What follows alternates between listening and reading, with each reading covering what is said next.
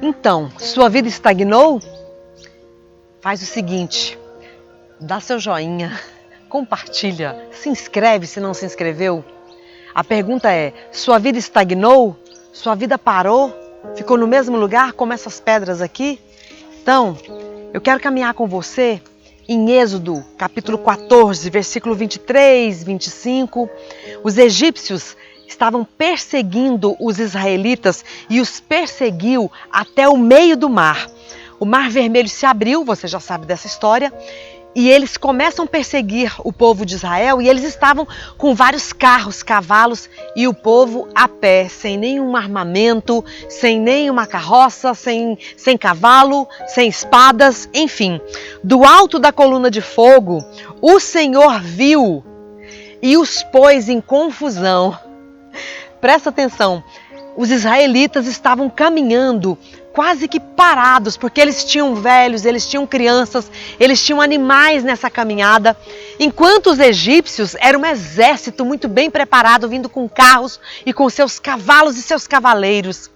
Mas aí algo acontece, do alto da coluna de fogo, o Senhor os confundiu, e aí as rodas começaram a se quebrar, e a vida estagnada mudou de cenário. Não mais os israelitas estavam andando quase que... Mas eles, os grandes guerreiros, é que se deram mal. E aí, quando eles disseram uns aos outros, vamos fugir, já era tarde. Em João, capítulo 6, versículo 16, diz o seguinte, logo chegaram à praia. E a história nos diz que eles chegaram rapidamente. Como assim? Aqueles discípulos estavam remando quase que a noite toda adentro e avançaram cerca de mais ou menos 5 quilômetros. É pouco para quem remou quase toda a noite. E a Bíblia diz que quando Jesus os alcança e entra no barco, instantes depois eles alcançaram a praia desejada. Mas como é isso? Aconteceu uma mágica? O que foi que aconteceu? Antes de respondermos isso, eu quero que você pense comigo. O projeto de espiritualidade de Jesus é um projeto de autonomia para mim e para você. Por isso, ele foi embora. O colo de Deus é um colo com mola. Você está ferido, ele vai te dar colo. Mas esse colo tem mola. Você precisa se levantar desse colo, caminhar, andar, fazer com que a sua vida aconteça. É voo de águia.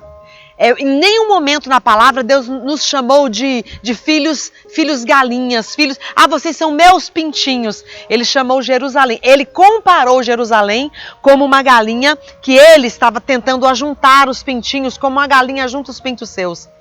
Mas ele não mencionou que eles eram tais como e que ele os trataria assim, não.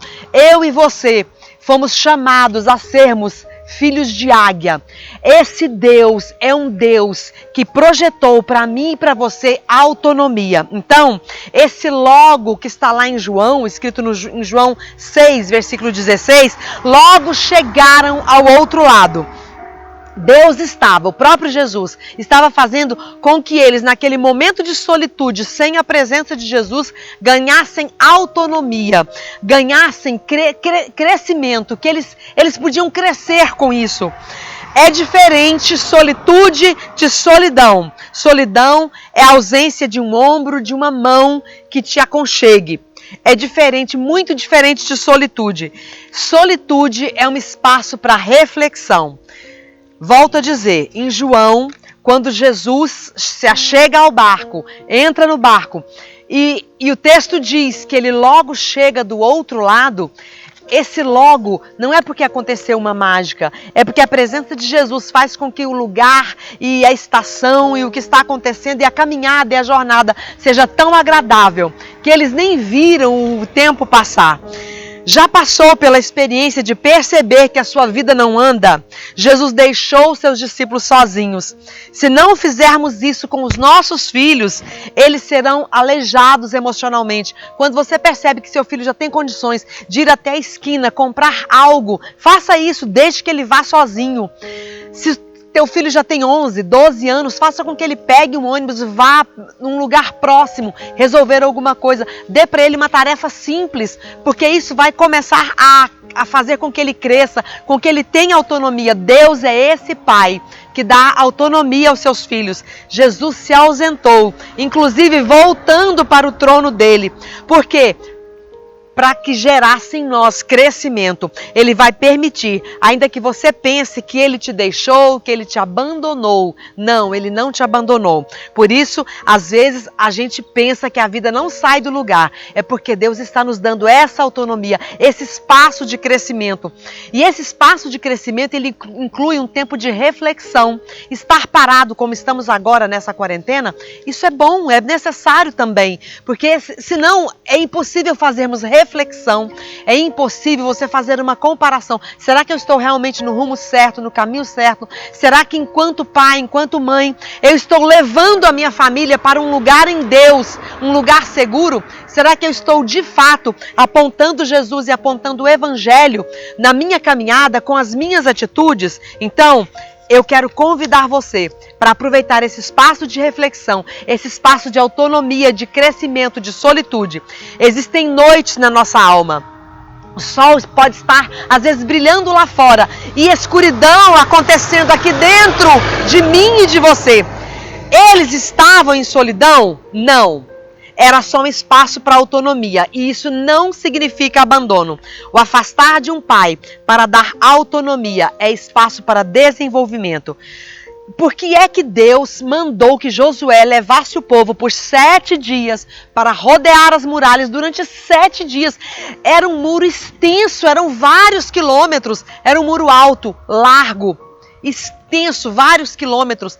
E eles fizeram isso por 7 dias. Por quê? Se Deus tinha poder para fazer com que aquelas muralhas caíssem no primeiro dia, porque Deus estava dando para eles oportunidade de observar, de entender que aquele muro era tão alto e tão poderoso que na força deles era impossível vencerem aquela muralha. Então Deus está fazendo isso. Se você acha que você está estagnado, se você acha que você está parado no tempo e que a sua vida não está andando, Deus está convidando você para esse tempo de reflexão. Então, a vida não é vida sem treta, a vida não é vida sem confusão, a vida não é vida sem remo para você cansar seus braços. É nessa hora que, de fato, eu cresço. Enquanto você chora, coisas bonitas estão nascendo e acontecendo.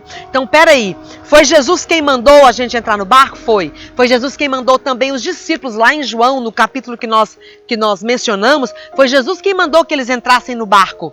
Eles estavam em obediência, não tinha nada errado. Eles estavam fazendo conforme o mestre havia mandado. Então, a treta aconteceu porque eles estavam em obediência? É, mais ou menos isso. Então, quando eu estou em obediência, também acontecem tretas? Sim, acontecem tretas. Porque a vida não é fácil para ninguém. A vida não é fácil para ninguém. E para terminar, a vida tem um ferrão e ninguém arranca da vida esse ferrão. Ser gente é ser complexo, mas é bonito porque é complexo.